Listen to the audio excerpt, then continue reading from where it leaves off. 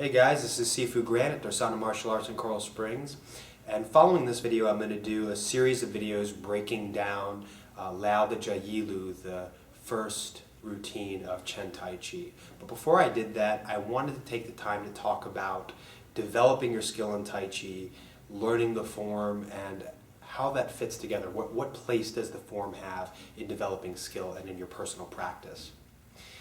When I first started learning Tai Chi, I wanted to learn the form. In my mind, that's what Tai Chi was. When you learned the form, you could do the form, you knew Tai Chi. But what Tai Chi is really about is it's about learning to maintain your equilibrium in the midst of changing circumstances.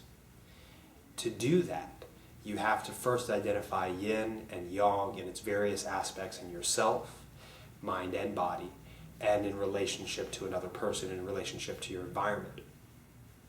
So the process of gaining skill in Tai Chi is the process of learning how can I maintain the balance between yin and yang, the harmony between yin and yang, in the midst of progressively more dynamic changing circumstances. So when you begin, the beginning of Tai Chi practice, whether in a specific session or as a beginner, the first thing you learn, it's Wu Ji, standing posture.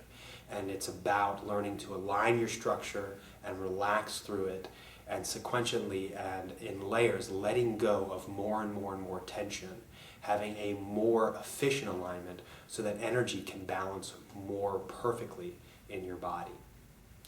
Then we have the solo exercises, which you can look at our fundamentals, Tai Chi fundamentals videos to see several of the different solo exercises you could practice. And in these solo exercises, you're doing one particular cycle of change. So for instance, if I were to do single hands, cloud hands, or outer circle. Just one hand, and I'm learning to connect the legs, the torso, and the arm together.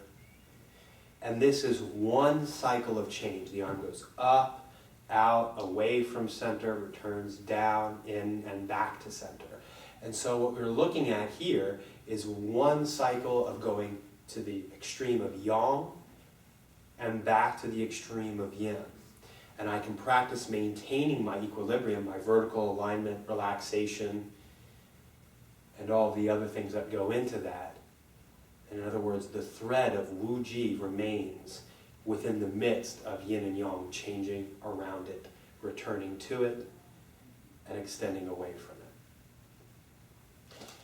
And then we have the form. And the form now introduces a dynamic set of changes, going from one movement to another movement to another movement, one circle spiraling into another, and so forth. And so now I have to deal with changing directions. I have to deal with coordinating the arms, the legs, the body, movements of the arms with the steps, with the alignment of the torso, and so forth. Then we have forms with weapons. Now not only am I doing all of those things, but I'm dealing with the weight and balance of another object, plus the mental distraction of that object. For instance, when people learn the sword form, the straight sword form is the first weapons form you learn in traditional Chen Tai Chi. All of a sudden they're like, oh, I got a sword. And now their mind is fixated on the sword, and they lose their focus on their body state, their alignment, their relaxation, and coordination of the energy transference, which is what the whole point of Tai Chi is.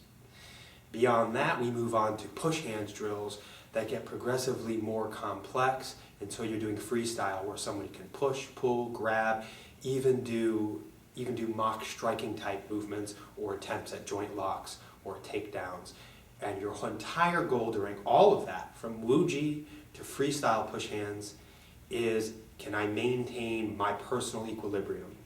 The equilibrium of energy in my body, the equilibrium of my alignment, even the equilibrium of my mental and emotional state of how am I responding to this attack? Or how am I responding to the way things are changing around me? So that's the purpose of Tai Chi practice, and you can take the principles and the things you learn in the physical side of practice and you can apply them to life. And of course, life itself, reality itself, is the ultimate set of changing circumstances. And when we can maintain our equilibrium there, then we can say, I have Tai Chi, both in my body and my mind.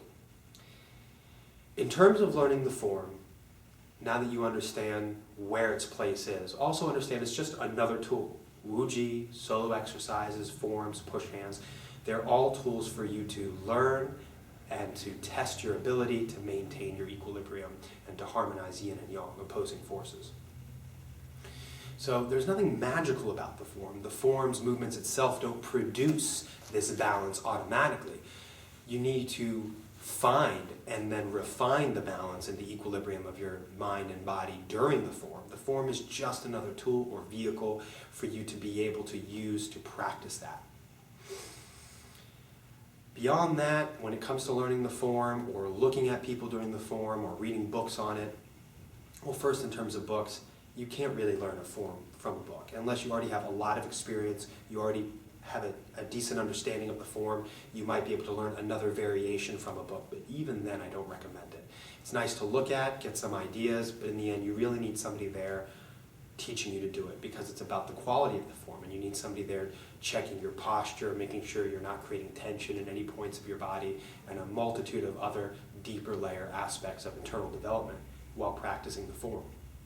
Look at the form as an opportunity and a vehicle to explore and deepen your knowledge and skill in the fundamental concepts and principles.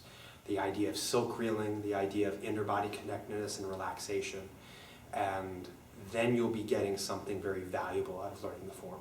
If you need to take an individual movement and drill it over and over again until you feel you've got it, even if that's just considered one fraction of one of the movements of the form, the way they're counted, that's fine. If you can learn the whole form, running from beginning to end because you have an easy time memorizing movements, that's fine too. Either way, you're going to be going back and refining the details of the form for many years to come, and you're going to be finding deeper and deeper and deeper layers of skill.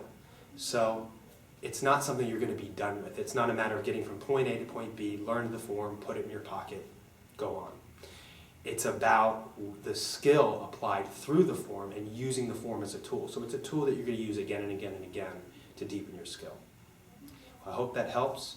Moving forward to learning the form, remember, spend time in your fundamentals, even during the time you're learning the form. Don't just learn the form. Practice your fundamental exercises. Spend lots and lots of time standing in Wuji, and we'll see you next time.